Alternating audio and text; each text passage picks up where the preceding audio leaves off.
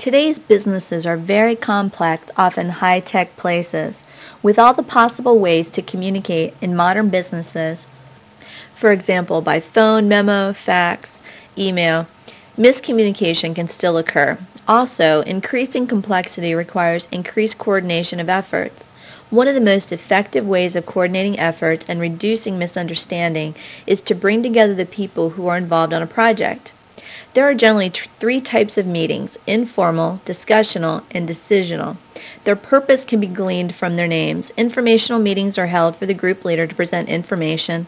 Discussional meetings are held for group discussion, and decisional meetings are held so that the group can make decisions on particular tasks. Three major benefits of meetings are the variety of ideas that can be generated for solving any one problem, group deliberation can promote cooperation and motivation, and finally, employees at meetings can demonstrate their problem-solving abilities. There are three major drawbacks of poorly planned or implemented meetings. One is they can be too time-consuming. Two, there's divided responsibility when no one person wants to take responsibility for group decisions. And three, groupthink. You'll find in this chapter that teleconferencing has become a useful means for some large organizations to disseminate information or to get input from employees who are geographically dispersed. But there's no substitute for face-to-face interaction. There are two main kinds of committees. Standing committees are relatively permanent groups, and ad hoc committees are temporary in nature. When determining who should be on a committee, organizers should be sure that affected groups have adequate representation, but it's more important that the committees be composed of people who bring knowledge and experience related to the group's tasks and who are open-minded enough to hear opposing points of view. The group should be large enough to have adequate experience on which to draw, but not so large that they are unwieldy and must be broken into subcommittees. Some experts say that more than a dozen people is too many on any group. There are 10 major factors that contribute positively to a meeting. Meetings should be called only when necessary. The chairperson should be skilled in communications and get participants to concentrate on the issues, not on personalities.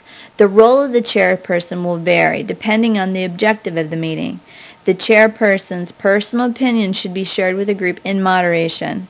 Meeting structure should be customized to fit the participants. An agenda is useful and will keep the meeting from wandering off discussions to irrelevant things. The chairperson should encourage full participation. Guiding the group to a decision is an important responsibility of the chairperson. The chairperson must decide whether the group should take a vote or work toward a consensus. And finally, follow-up is very important.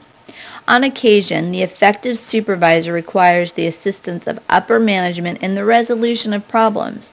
The supervisor's success will rest in part on his or her ability to get information from and to share information with upper management. In communicating upward, the supervisor should be assertive and plan how he or she will use their emotional intelligence to convince or inform the boss.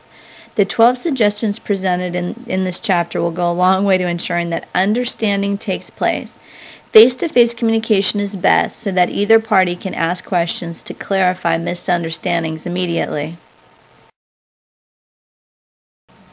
Electronic meetings happen when participants are not in one location, and this can be through teleconference, using TVs, etc. With all the possible ways to communicate in modern business, miscommunications happen all the time and can harm personal relationships and job performance.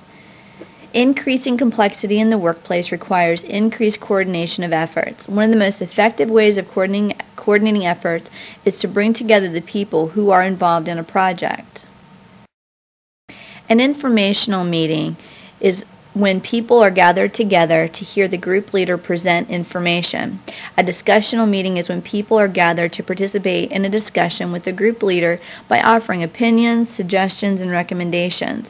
Decisional meetings are when people get together to make decisions about a problem or a task for which the group has been granted decision-making authority.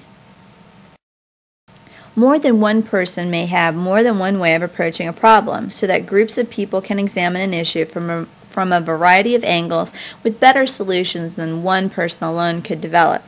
Group deliberation can promote cooperation and motivation since every member of the group has an opportunity to influence the outcome. Employees at meetings can also demonstrate their problem-solving abilities and be noticed as candidates for promotion. There are several disadvantages to meetings. Poorly planned meetings can be too time-consuming. There's also the issue of divided responsibility. If decisions are the responsibility of the group, this implies that no one person can be held responsible. Finally, there's the issue of groupthink. This is the phenomena that occurs in meetings when, to avoid conflict, members do not express dissenting views. A committee is a group of people drawn together to solve a problem or complete a task. This has also been called a commission, team, task force, board. A permanent or standing committee is a group that meets more or less permanently to address recurring issues or problems. A temporary or ad hoc committee is a group that meets only for a limited time and for a specific purpose.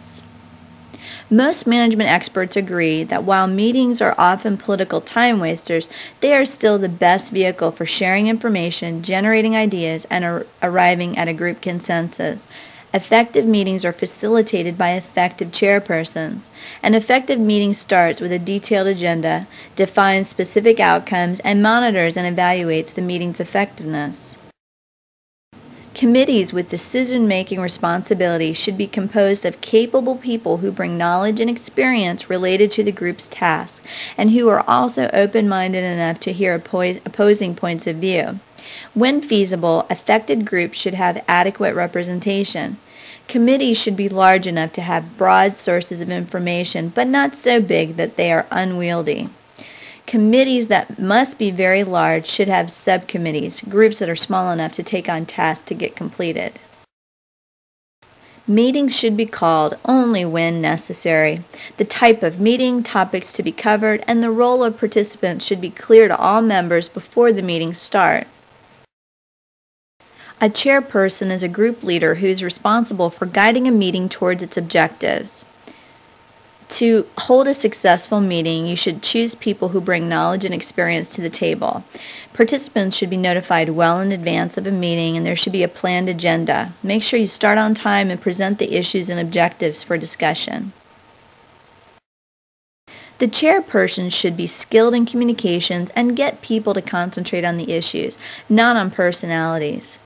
The chairperson should also get people to fully participate. Make sure that you allow enough time to come to decisions, and also try and make sure that you end the meeting on time, because usually people that are involved on a committee have other things to do once the meeting's done.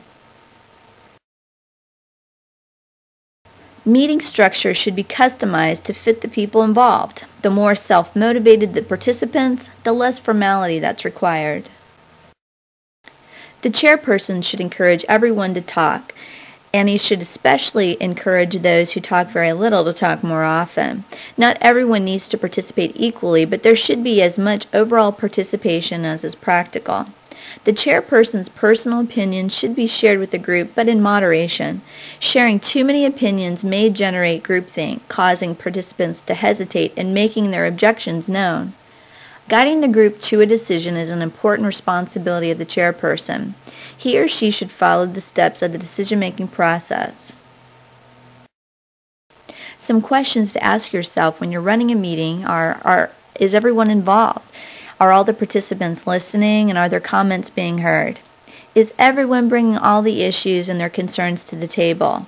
And are critical issues being thoroughly explored or passed over? Some other questions to ask include, are alternative solutions being generated? Is there some brainstorming going on, or are employees piggybacking on the ideas of others? Are you coming to some conclusions? Is the discussion performance-focused rather than people-focused? The chairperson must decide whether the group should take a vote or work toward a consensus. If possible, you may want to avoid making a decision too early in the meeting unless there is a unanimous or near unanimous agreement. Also, follow-up is really important. A review or copy of the minutes of the meeting should be sent to everyone involved. Managers should develop a climate that encourages upward communication of both negative and positive comments about the company's goings-on. The responsibility for this communication often falls to the supervisory level. Supervisors can more effectively manage meetings with the boss by taking heed of the following advice. 1 is to respect the boss's time. Schedule appropriate meetings and discuss only matters of importance. Check your motives. Is the meeting necessary, or could you handle the issue another way? Plan your agenda. Remember the KISS technique. Keep it simple. Do not go to the boss naked. Review the situation with the boss and then offer suggestions to the problem's solution. Commit to the truth. Build the relationship based on trust and respect. Back up your position with facts. Finally, advertise your success. You may need to learn to say no. Do not overcommit to your work group or agree to unrealistic tasks or deadlines. Don't filter information from your boss. Tell them the whole story. Try to anticipate problems. Ask for help from the boss as soon as it's needed. Don't be a complainer. Don't put the boss on the defensive either. Be assertive when seeking advice or help, but be careful not to be aggressive. Finally, make a resolution. Create a plan for managing up and stick to it.